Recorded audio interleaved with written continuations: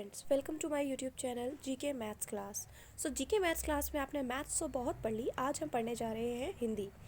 और ये क्वेश्चंस आपके हर एक कॉम्पिटिटिव एग्ज़ाम के लिए इंपॉर्टेंट हो, चाहे वो केवीएस हो, टीईटी हो, सीटेट हो, या फिर कोई और स्टेट लेवल या फिर सेंट्रल लेवल के एग्ज़ाम्स हो। हर एक एग्ज़ाम के लिए ये क्वेश्चंस इंपॉर्टेंट है और हिंदी तो सब में आती ही है। चलिए स्टार्ट करते हैं आज की वीडियो बिना टाइम वेस्ट किए। फर्स्ट क्वेश्चन है, हिंदी की कितनी उपभाषाएं हैं? हिंदी में कितनी उपभाषाएं होती हैं? इसका करेक्ट आंसर है 5।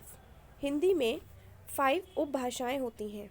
हिंदी की टोटल 5 उपभाषाएं हैं। ये उपभाषाएं कौन कौन सी होती हैं?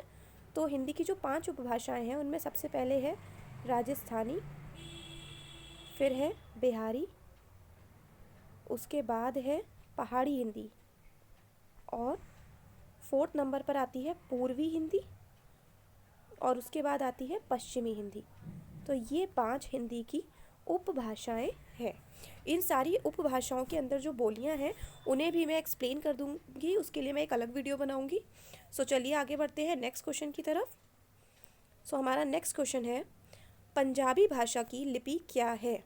पंजाबी भाषा जो लिखी जाती है वो किस लिपि में लिखी जाती है? इसका आंसर है गुरुमुखी। पंजाबी भाषा लिखी जाती है गुरुमुखी लिपि में। चलिए आगे बढ़ते हैं बिना टाइम वेस्ट किए। थर्ड क्वेश्चन, हिंदी किस अनुच्छेद के तहत राष्ट्रभाषा कहलाई? किस आर्टिकल के तहत हिंदी को राष्ट्रभाषा का दर्जा दिया जाता है? इसका आंसर देख लेते हैं हम। इसका करेक्ट ऑप्शन होगा आर्टिकल 343। आर्टिकल 343 के तहत हिंदी को भारत की राष्ट्रभाषा कहा जाता है। चलिए आगे बढ़ते हैं नेक्स्ट क्वेश्चन की तरफ। Question number 4। अब ये तो हमें पता है कि हिंदी आर्टिकल 343 के तहत राष्ट्रभाषा कहलाई जाती है, बट हिंदी को राष्ट्रभाषा कब घोषित किया गया था? 4 ऑप्शंस हैं आपके पास। 14 सितंबर 1949, 26 जनवरी 1950, 5 अगस्त 1947 या फिर 11 अगस्त 1955। हिंदी को राष्ट्रभाषा घोषित किया गया था 14 सितंबर 1949 को हिंदी को राष्ट्रभाषा घोषित किया गया था। आगे बढ़ते हैं नेक्स्ट क्वेश्चन की तरफ। 5th question. 5th क्वेश्चन है, महाराष्ट्र में किस भाषा का प्रयोग अधिक होता है? महाराष्ट्र में सबसे ज़्यादा बोले जाने वाली भाषा कौन सी है?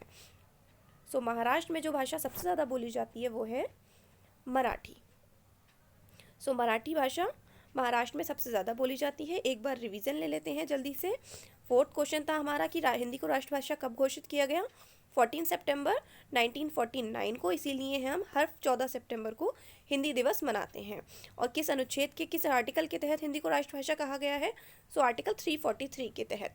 पंजाबी भाषा की लिपि क्या है? गुरुमुखी। ये मैं आपको रिवीजन इसलिए करा रही हूँ क्योंकि मुझे पता है कि जब तक हम चीज़ों को रिवाइज नहीं करते हैं हमें वो अच्छे से याद नहीं रहती हैं, हम उन्हें भूल जाते हैं। एंड क्वेश्चन नंबर 1 था कि हिंदी की कितनी उपभाषाएं हैं? हिंदी की 5 उपभाषाएं हैं। आई होप ये सारे क्वेश्चंस आपको लर्न भी हो गए होंगे।